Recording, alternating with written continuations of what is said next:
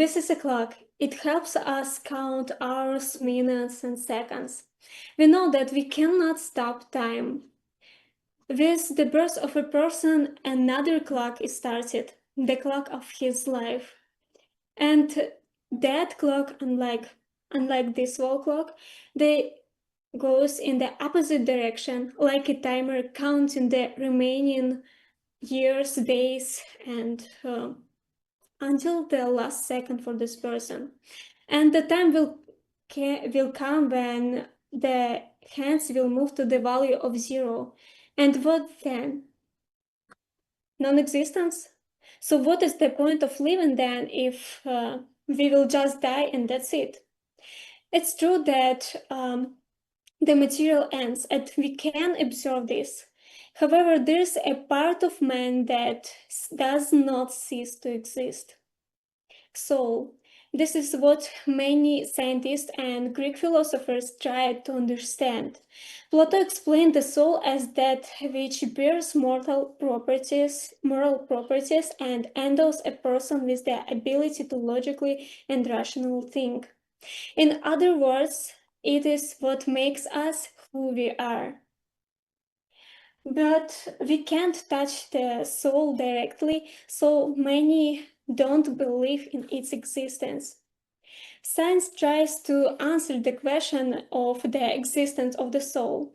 And Stuart Hameroff and Deepak Chopra, scientists from the University of Arizona Medical Center, conducted research on the soul outside the body. Based on OR, they offered a scientific hypothesis for a quantum soul.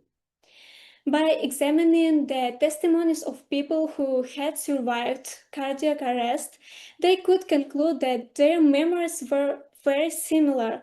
They could experience out-of-body experiences and they could communicate with their deceived loved ones.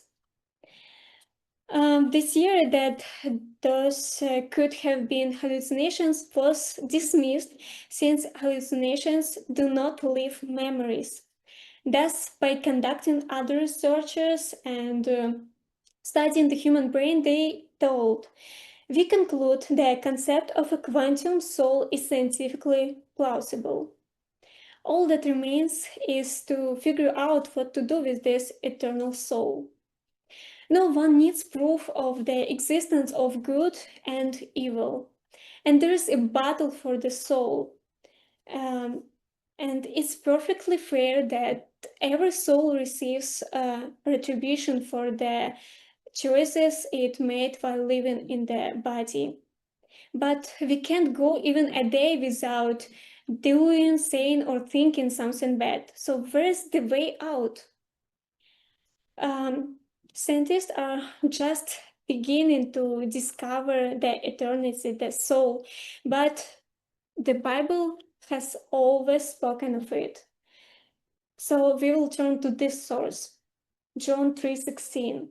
For God so loved the world that he gave his only begotten Son, that whoever believes in him shall not perish, but have eternal life.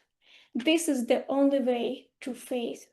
So if the soul exists and is so important, then why is it so little talked about?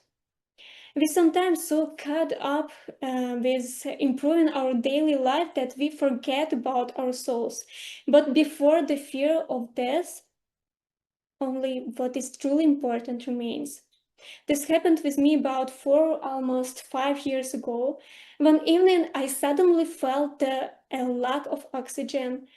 I was overcome with great fear, which was aggravated by the fact that my uncle had died of pneumonia about a week earlier. You know, I then stopped thinking about my school, my grades, my career, and so on.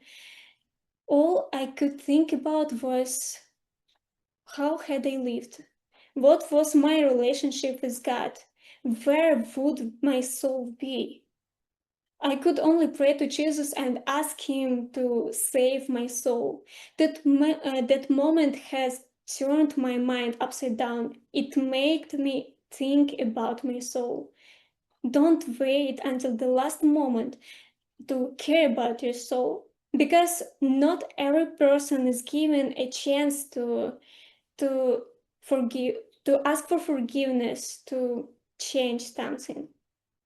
While we live in the body, we must not forget that what is temporary is for a time, but what is eternal will be forever.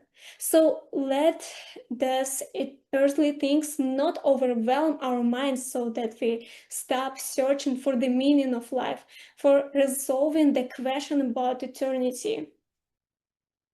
Because the eternal soul, it holds much greater significance than the mortal body.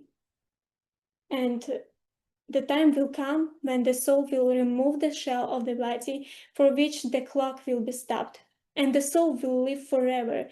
And another question arises: what awaits the soul there? Thank you.